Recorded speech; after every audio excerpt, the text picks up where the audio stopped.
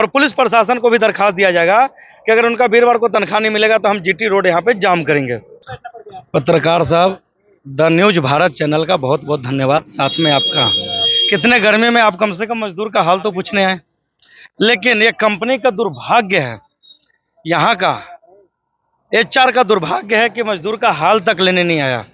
और ये जो पेमेंट है ना, कोई 1 महीना का नहीं है, 2 महीना का नहीं है, किसी का 2021 का है, किसी का 2022 का है, किसी का 2023 का है, किसी का 2025 का है।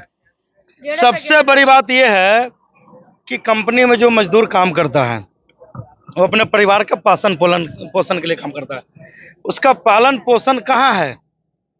यहाँ का प्रशासन कहाँ है? लेबर कमिश्नर कहाँ है? लेबर कोर्ट कहाँ है? ये मजदूर को बार बार चेक दे दिया जाता है, लेकिन ये चेक बाउंस हो जाता है। लेकिन उसके बाद ना तो लेबर कमिश्नर को फर्क पड़ रहा है, ना तो ईएसआई वालों को फर्क पड़ता है, ना तो पीएफ वाले को फर्क पड़ता है, क्योंकि वो कंपनी में आते हैं उनको चढ़ावा चढ़ जाता होगा। आखिर किसके सह पे चेक बाउंस हो जा रहा है, इनको तनख्वाह नहीं मिल रहा है। और कोई भी मजदूर जो अपना घर छोड़ के मजदूरी करने आया है, उनको हर महीना लाला का देना होता है, राशन का देना होता है, किराया देना होता है, बच्चे का फीस देना होता है, दवाई, सारा कुछ इसी में होता है।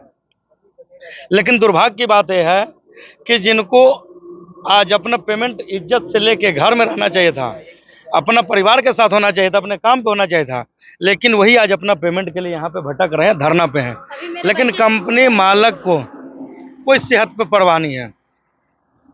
इस तरह का कंपनी के ऊपर कार्रवाई होना चाहिए। माननीय डीसी साहब से मेरा अपील है कि इस तरह के जितने भी कंपनी मालक हैं, वो मैडम से अभी मुझे अंदर बुलाया गया था, मैं अंदर गया था, नवजोत मैडम से ही बोल रहा, नवजोत मैडम से बात हुआ, मैं उनका आपको रिकॉर्डिंग भेज दूंगा।